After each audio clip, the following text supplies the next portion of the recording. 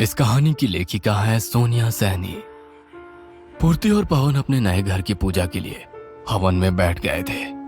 पंडित जी गणेश पूजा करने के बाद मंत्रोच्चारित करते हुए हवन कुंड प्रज्वलित कर रहे थे, किंतु लकड़ियां आगे नहीं पकड़ रही थी। कई बार प्रयास करने के बाद आखिर हवन कुंड में अग्नि प्रज्वलित हुई और इसी के साथ हवन शुरू हो गया।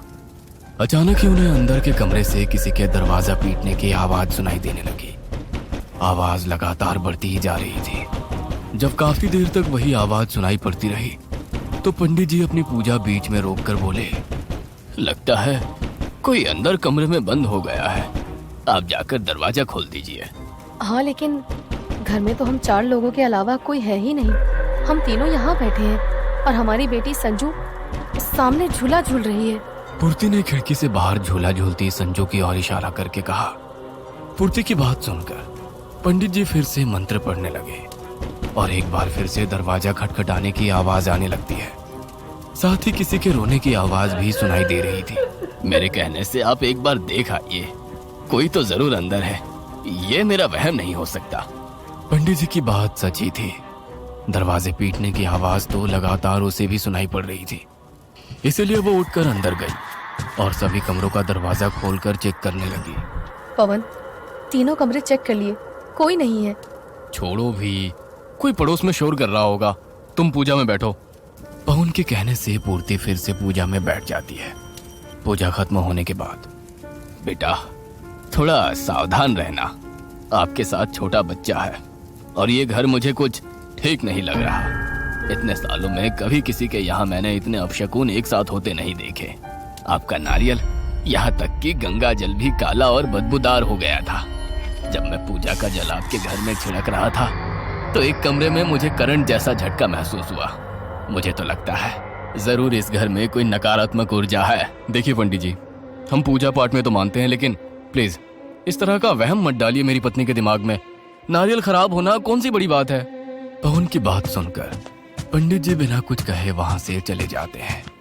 पूर्ति और पवन की शादी को 8 साल हो गए थे, लेकिन उनकी गोद अभी तक सूनी ही थी। अपनी सूनी गोद को भरने के लिए उन्होंने शेल्टर होम से एक बच्चा गोद लेने का मन बना लिया था। पूर्ति और पवन जब शेल्टर होम पहुंचे तो वहां की मैनेजर ने उन्हें बारी बारी से सभी बच्चों से मिलवा दिया। मैडम, बाकी के सभी बच्चे तो खेल कूद रहे हैं, लेकिन ये बच्ची इतनी गुमसुम क्यों है? उसने अपने माँ बाप को अपनी आंखों के सामने मरते हुए देखा है। जब से यहाँ आई है ऐसी ही है, शायद ये ट्रॉमा में है। पवन, देखो ना, इस नन्ही सी बच्ची ने छोटी सी उम्र में कितना बड़ा दुख सहा है। हम इसे ले चलते हैं, हमारे साथ रहेगी तो शायद नॉर्मल हो जाएगी। पूर्ति और पवन उस छोटी बच्ची संजू को अडॉप्ट कर लेते हैं। संजू को घर आए अभी 2 दिन ही हुए थे कि पवन का ट्रांसफर एक नए शहर में हो गया। नए शहर में आकर पवन ने एक मकान किराए पर ले लिया था। पवन, नया मकान है और हमारी बेटी भी अभी अभी घर आई है। क्यों ना इस मौके पर हम एक पूजा रखवा लें, घर की शुद्धि भी हो जाएगी और संजू को भगवान का आशीर्वाद भी मिल जाएगा। पूर्ति ने घर में पूजा रखवा तो ली थी, लेकिन पूजा वाले दिन से ही घर में कुछ ना कुछ अजीब हो रहा था। संजू भी अभी तक किसी से सहज नहीं हुई थी। वो पूरा दिन ना तो हंसती ना बातें करती, बस बाहर गार्डन में झूले पर झूलती रहती। पवन, हम संजू को संभाल तो पाएंगे ना? वो तो बिल्कुल बात ही नहीं करती है, कुछ भी कहो तो बस घूरती रहती है। उसे कुछ नए कपड़े, खिलौने, चॉकलेट वगैरह दिलाकर लाओ, धीरे धीरे वो सामान्य होने लगेगी, चिंता मत करो। अगले दिन, संजू बेटा, आपके लिए चॉकलेट केक बनाया है, आपको पसंद है ना? खून। क्या बोल रही हो? कहाँ है खून? पूर्ति घबराकर केक की तरफ देखती है। केक के ऊपर चॉकलेट की जगह खून की परत जमी थी। केक पर बहते खून को देखकर पूर्ति वो केक उठाकर दूर फेंक देती है। संजू केक को देखकर धीमे धीमे मुस्कुरा रही थी। वो धीमे कदमों से केक के पास गई और अपने हाथों से चाट चाट कर केक को खाने लगी। संजू बेटा, गंदा है वो, छोड़ दो उसे, मैं दूसरा बना दूंगी। पूर्ति की बात सुने बिना संजू जमीन पर पड़ा हुआ केक मजे से खा रही थी। केक के अंदर गंदे पीले कीड़े चलते हुए दिखाई दे रहे थे, जिन्हें संजू बड़े चाव से खाए जा रही थी। यह सब देखकर पूर्ति को उल्टी जैसा महसूस होने लगा और उसने घबराते हुए पवन को फोन लगाया। पवन, कुछ बहुत अजीब हो रहा है इस घर में। मुझे बहुत डर लग रहा है पवन। मैंने खुद संजू के लिए चॉकलेट केक बनाया था, ना जाने कहां से उस पर खून आ गया और कीड़े चलने लगे। सबसे अजीब बात तो ये है, संजू मना करने पर भी उसे खाए जा रही है। अरे यार, इतनी छोटी सी बात पर तुम इतना हाइपर क्यों हो जाती हो? बच्ची है, उसे केक पसंद होगा इसलिए खा रही है, और जरूर कोई कीड़ा ओवन में रहा होगा, उसी का खून लग गया है। पवन की बात सुनकर पूर्ति थोड़ी शांत हो गई थी। रात के 9 बजे का समय था। पूर्ति संजू को उसके कमरे में छोड़कर खाना बना रही थी। तभी पूर्ति को गार्डन से झूले के हिलने की आवाज आने लगती है। संजू बेबी, इतनी रात को आप गार्डन में क्या कर रही हो? चलो अंदर आओ। पूर्ति ने खिड़की से देखा कि संजू झूले पर बैठी हुई कुछ खा रही है। पूर्ति संजू के पास पहुंचकर देखती है कि उसके हाथ में मांस का टुकड़ा है, जिसे वो चॉकलेट की तरह आराम से झूलते हुए खा रही थी। उसके मुंह, हाथ और कपड़ों पर खून लगा हुआ था। संजू, ये क्या खा रही हो? छी, ये कहां से मिला तुम्हें? पूर्ति के इतना कहते ही संजू ने उंगली से इशारा किया।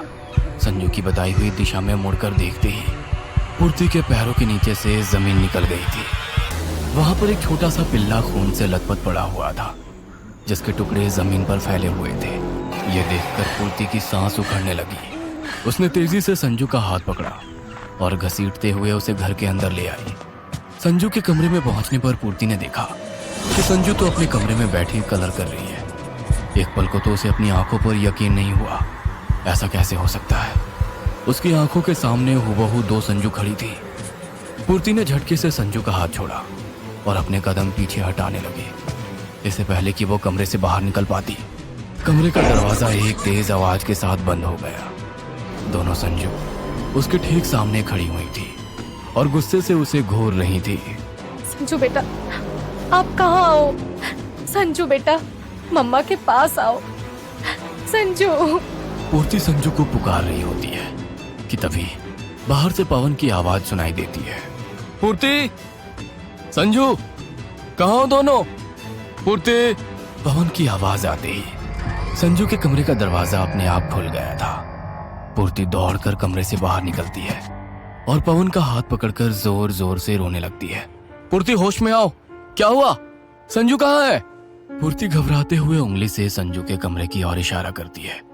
पवन अंदर जाकर देखता है कि संजू कमरे में ड्राइंग कर रही है। क्या हो गया है तुम्हें? वो तो आराम से ड्राइंग कर रही है। पूर्ति पवन को सारी बात बताती है, लेकिन पवन उसकी बात का विश्वास नहीं करता। ये सब उन पंडित जी का किया धरा है। उन्होंने ही तुम्हारे दिमाग में वहम डाल दिया है। और पूर्ति, वहम का कोई इलाज नहीं होता है। ये सब वहम नहीं है पवन, मैंने अपनी आंखों से देखा है। इस घर में कुछ है, मैं महसूस कर सकती हूँ। हर पल कोई साया मेरे साथ साथ चलता है। मैं जितना भी इस बात को झुठलाऊं, मेरा यकीन और पक्का होता जा रहा है। मेरा यकीन करो, हमारी बच्ची खतरे में है।